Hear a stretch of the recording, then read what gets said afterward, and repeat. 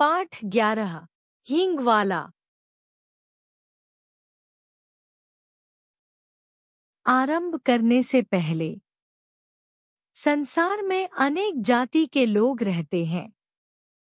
हर जाति के कुछ लोग बुरे हो सकते हैं, मगर अधिकांश लोग भले ही होते हैं।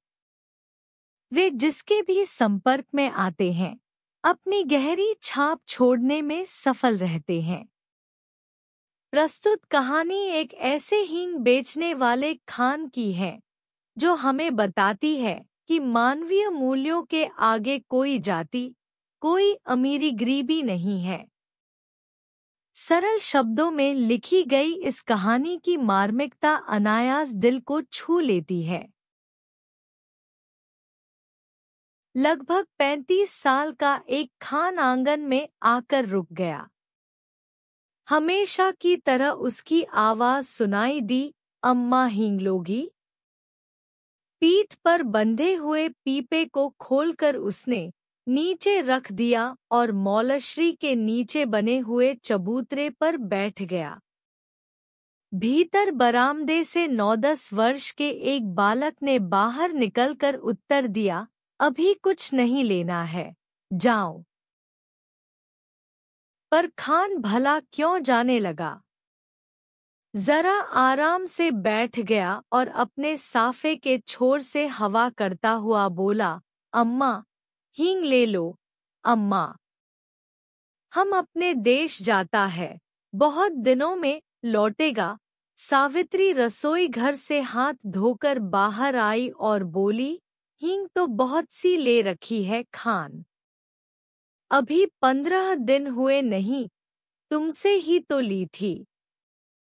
वह उसी स्वर में फिर बोला, हेरा हींग है माँ, हमको तुम्हारे हाथ की बोहनी लगती है। एक ही तोला ले लो, पर लो जरूर। इतना कहकर फौरन एक डिब्बा सावित्री के सामने सरकाते हुए कहा, तुम और कुछ मत देखो माँ, यह हींग एक नंबर है, हम तुम्हें धोखा नहीं देगा। सावित्री बोली, पर हींग लेकर करूंगी क्या? ढेर सी तो रखी है। खान ने कहा, कुछ भी ले लो अम्मा, हम देने के लिए आया है, घर में पड़ी रहेगी। हम अपने देश कौन जाता है, खुदा जाने कब लौटेगा। और खान बिना उत्तर की प्रतीक्षा किए हींग तौलने लगा। इस पर सावित्री के बच्चे नाराज हुए। सभी बोल उठे, मत लेना माँ, तुम कभी न लेना। जबरदस्ती तोले जा रहा है। सावित्री ने किसी की बात का उत्तर न देकर हींग की पुड़िया ले ली। पूछा, कितने पैसे हुए खान? 35 पैसे अम्मा, खान ने उत्तर दिया। सावित्री ने 7 पैसे तोले के भाव से 5 तोले का दाम 35 पैसे लाकर खान को दे दिए। खान सलाम करके चला गया।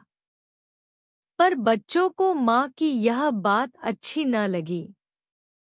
लड़के ने कहा, माँ, तुमने खान को वैसे ही 35 पैसे दे दिए।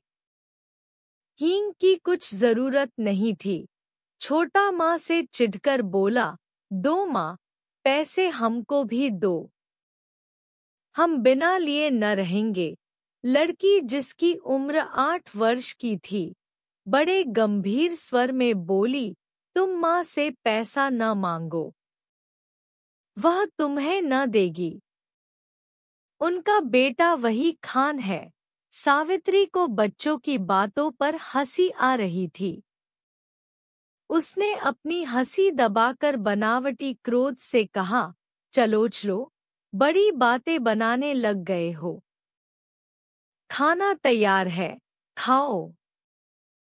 छोटा बोला, पहले पैसे दो, तुमने खान को दिए हैं।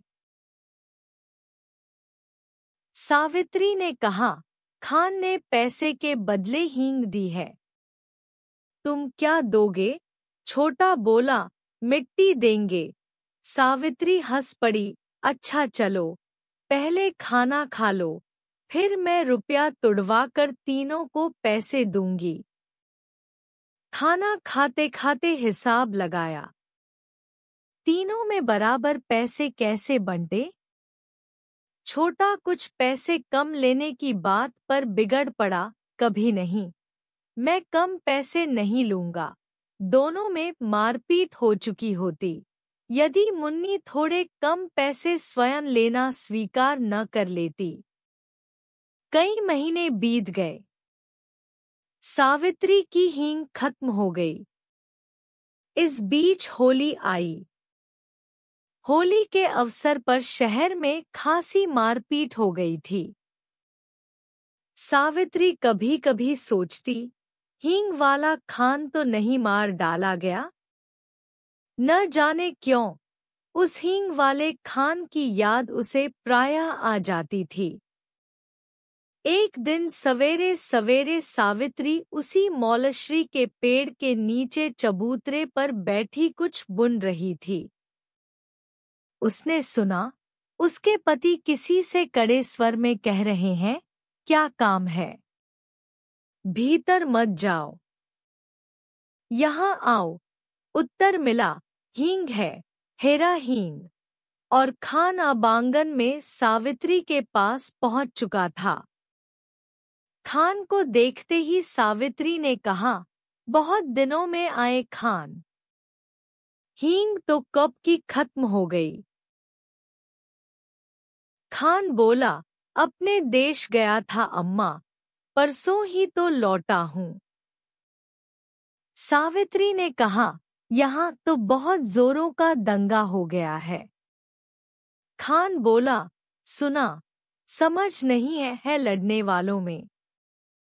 सावित्री बोली, खान तुम हमारे घर चले आए, तुम्हें डर नहीं लगा? दोनों कानों पर हाथ रखते हुए खान बोला, ऐसी बात मत करो अम्मा। बेटे को भी क्या माँ से डर हुआ है जो मुझे होता। और इसके बाद ही उसने अपना डिब्बा खोला और एक छटांग हींग तोलकर सावित्री को दे दी। रेजगारी दोनों में से किसी के पास नहीं थी। खान ने कहा कि वह पैसा फिर आकर ले जाएगा। सावित्री को सलाम करके वह चला गया। इस बार लोग दशहरा दोगुने उत्साह के साथ मनाने की तैयारी में थे। 4 बजे शाम को मां काली का जुलूस निकलने वाला था। पुलिस का काफी प्रबंध था। सावित्री के बच्चों ने कहा, हम भी काली का जुलूस देखने जाएंगे। सावित्री के पति शहर से बाहर गए थे। सावित्री स्वभाव से भीरू थी। उसने बच्चों को पैसों का, खिलौनों का सिनेमा ले जाने का कितने प्रलोभन दिए पर बच्चे न माने सो न माने। नौकर राम भी जुलूस देखने को बहुत उत्सुक हो रहा था। उसने कहा, भेज दो ना माँ जी, मैं अभी दिखाकर लिए आता हूँ। लाचार होकर सावित्री को जुलूस देखने के लिए बच्चों को भेजना पड़ा। उसने बार बार रामू से कहा कि दिन रहते ही वह बच्चों को लेकर लौट आए। बच्चों को भेजने के साथ ही सावित्री लौटने की प्रतीक्षा करने लगी। देखते ही देखते दिन ढल चला। अंधेरा भी बढ़ने लगा, पर बच्चे न लौटे।